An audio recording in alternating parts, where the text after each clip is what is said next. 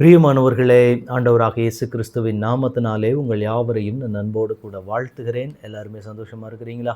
இந்த நாளிலே தேவனாகிய கர்த்தர் நம்மோடே கூட பேசுகிற ஒரு வார்த்தை என்னவென்றால், நீதிமொழிகளின் புஸ்தகம் 17ஆம் அதிகாரத்தினுடைய 22ஆம் வசனம். மனமகிழ்ச்சி நல்ல ஔஷதம், முறிந்த ஆவியோ எலும்புகளை உலரப் பண்ணும். எனக்கு அன்பான தேவனுடைய பிள்ளைகளே, ஆண்டவருடைய சமூகத்திலே நிற்கக்கூடிய ஒவ்வொரு தேவனுடைய பிள்ளையினுடைய வாழ்க்கையிலேயும் இருக்க வேண்டிய ரொம்ப ஆழமான ஒரு காரியம் என்னவென்றால், மன மகிழ்ச்சி வேண்டும். ஆண்டவருடைய சமூகத்திலே நிற்கும் பொழுது எப்பொழுது பார்த்தாலும் சில மனிதர்களுக்கு ஒரு சில பழக்கங்கள் உண்டு. எப்போ பார்த்தாலும் ஆண்டவருடைய சமூகத்துக்கு போனால் கண்ணீர் விட்டுக்கிட்டே ஆண்டவருடைய சமூகத்தில் போய் நின்னா மட்டும்தான் ஆண்டவர் என் ஜெபத்துக்கு பதில் கொடுப்பார். உடனே பதில் வரும். நான் சந்தோஷமாக போய் நின்றுட்டேன்னா கூட ஆண்டவர் ஒருவேளை எனக்கு பதில் கொடுக்க மாட்டார். அதனால நான் எப்போ பார்த்தாலும் நான் கண்ணீர் வடிச்சுக்கிட்டே ஆண்டவரிடத்துல போய் நான் நிற்பேன் அப்படின்னு சொல்லி நிற்கக்கூடிய சில மனிதர்கள் எல்லாம் உண்டு. அப்போ ஆண்டவருடைய சமூகத்தில் போய் நிற்கும்போது தேவன் என்கிட்ட எதிர்பார்க்கறது என்ன அப்படின்னா, மனமகிழ்ச்சியாக இருக்க வேண்டும். மனமகிழ்ச்சி என்பது ஒரு நல்ல ஔஷதம், ஒரு மருந்தாக இந்த இடத்துல சொல்லப்படுகிறது. பொதுவாக இன்னைக்கு இருக்கக்கூடிய காலகட்டத்தில் நிறைய பேருடைய இருதயத்துக்குள்ளே காணப்படுகிற ஒன்று என்ன அப்படின்னா, சந்தோஷமும் மனமகிழ்ச்சியும் இல்லாதது தான் இன்னைக்கு நிறைய பேருடைய பலவீனத்துக்கான காரணம். இன்றைக்கி எல்லா டாக்டர்ஸ்டையும் போய் கேட்டிங்கன்னா அதிகபட்சமாக அவங்க சொல்கிற காரியம் என்னவாக தான் இருக்கும் அப்படின்னா, சந்தோஷமாக இல்லாதது தான் இன்றைக்கி நிறைய பேருடைய வியாதிக்கு காரணம். உடம்பில் இருக்கக்கூடிய பலவீனத்தை விட இந்த மனதில் இருக்கக்கூடிய, இருதயத்தில் இருக்கக்கூடிய சில ஆழமான காயங்கள், சில சூழ்நிலைகளை குறித்த பயம், இது என்னவாகிருமோ, இது எப்படி ஆகிருமோ, இந்த சூழ்நிலை எப்படி இருக்குமோ, இந்த பயமும் இந்த பதட்டமும் தான் நிறைய பேருடைய பலவீனத்துக்கான அடித்தளமே இதுவாக தான் இருக்கிறது. ஆனால் வேதம் நமக்கு என்ன கற்றுக் கொடுக்குது அப்படின்னா, மனமகிழ்ச்சி நல்ல ஔஷதம். நமக்கு எதுக்கு கவலை வருது, எதுக்கு போராட்டம் வருகிறது, இருக்கிற சூழ்நிலைகளை குறித்த, எதிர்காலத்தை குறித்து சில பயங்கள் இருக்கும்.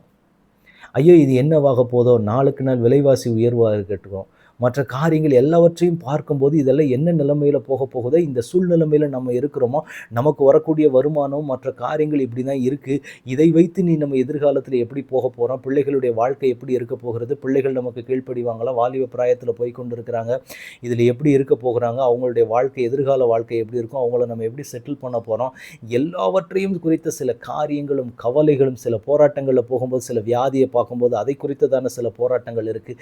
இது எல்லாமே நமக்கு வரும்போது எப்படி நம்மளால சந்தோஷமா இருக்க முடியும், எப்படி நம்மளால அந்த ஆனந்தத்தை நம்ம சந்தோஷமா எப்படி நம்ம பார்க்க முடியும் அப்படிங்கிற ஒரு எண்ணம் கண்டிப்பா எல்லா பிள்ளைகளுக்கும் இருக்கும்.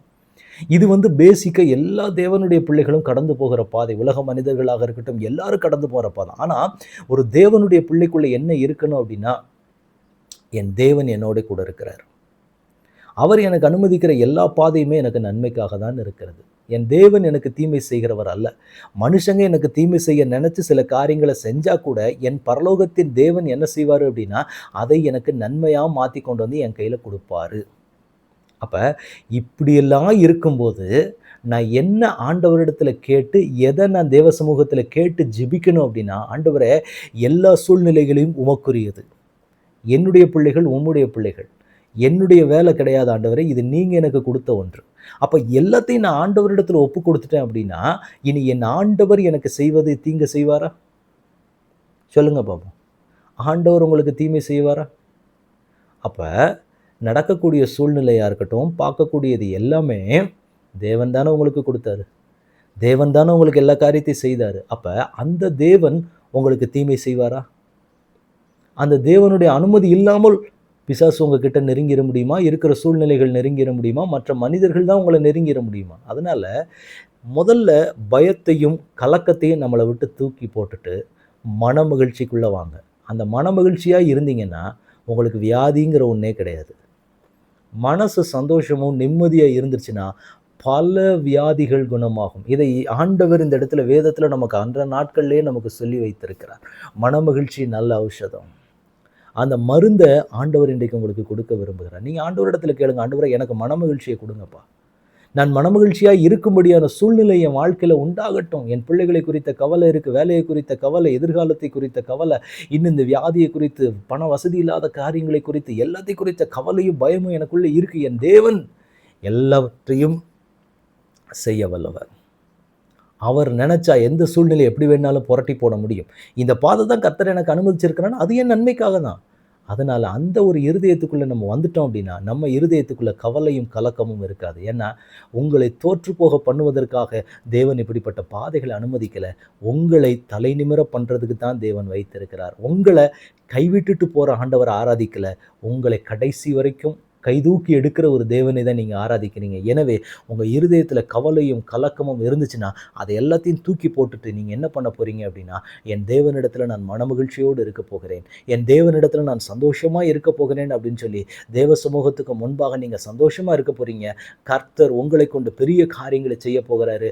மனமகிழ்ச்சியாகிய ஔஷதம் இந்த நாளிலிருந்து உங்க குடும்பத்துக்குள்ள வரப்போகிறது. இந்த மனமகிழ்ச்சிங்கிற ஔஷதம் வந்துருச்சுன்னாலே, எல்லா போராட்டங்களும் உங்களை சுற்றிலும் ஓடிவிடும். எந்த மனுஷங்களோ, எந்த கிரியைகளோ, எந்த சூழ்நிலையும் உங்க கிட்டயே நெருங்க முடியாது. எல்லாவற்றையும் என் தேவன் பார்த்துக் கொள்வார். அந்த ஔஷதத்தை இந்த நாளிலே கர்த்தர் நமக்கு கொடுத்து நம்மை மகிழ பண்ணுவாராக. நாம ஜெபிக்கலாமா? தகப்பனே, உம்முடைய கரத்திலே எங்களை முழுவதுமாக ஒப்புக் கொடுத்து நாங்கள் ஜெபிக்கிறோம்.